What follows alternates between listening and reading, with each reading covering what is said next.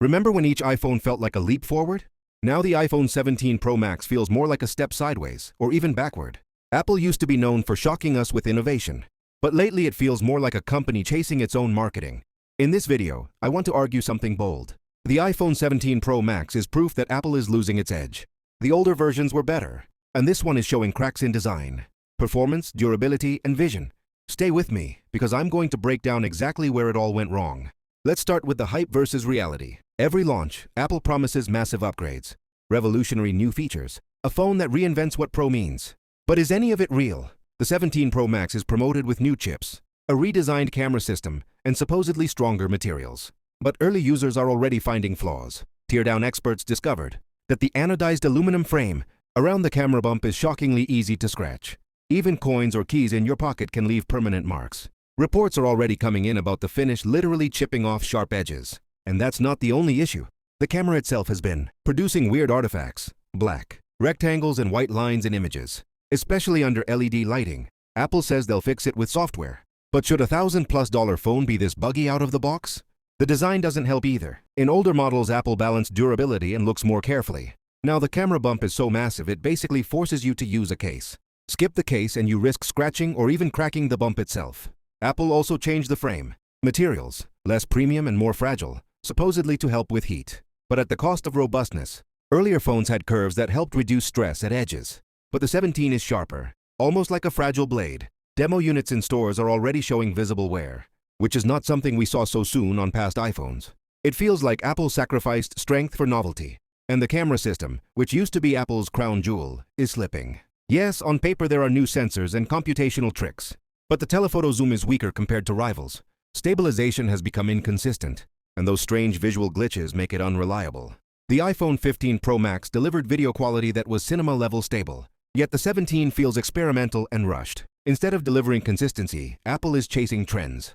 Performance doesn't save it either. Apple hyped up Apple Intelligence as their leap into AI, but compared to what Samsung, Google, and even smaller competitors are doing, the 17 Pro Max is behind. The chip might benchmark high, but in daily use the improvements are minimal. Some users of the iPhone 15 and 16 even report smoother experiences because those phones don't carry as much bloat. And Apple keeps playing the same game. Certain features are locked to new models, even if older ones could handle them. That's not innovation, that's forced obsolescence. Then there's the heat and battery issue. More power means more strain. Already there are rumors of overheating under heavy gaming or long video shoots. Apple may have slimmed down the design in ways that made the phone harder to cool. We've seen this movie before. Remember the overheating drama of the 15 series? If the 17 repeats those mistakes, it's a step backward, not forward. A Pro phone should never throttle performance just to stop itself from burning up.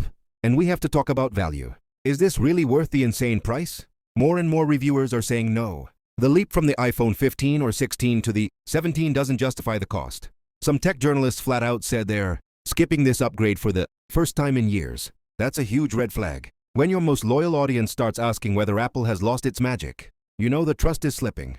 This brings us to the bigger picture. Why were older versions better? They were more durable, more reliable, and felt more complete. Older iPhones had years of polish before their successors arrived. They didn't ship with glaring bugs and defects that needed fixing later. Their materials lasted longer. Their performance was predictable and consistent. Apps were fully optimized and stable.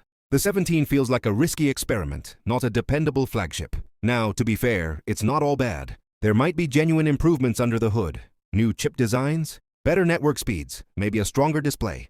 And if Apple patches the photo glitches, maybe the camera will redeem itself.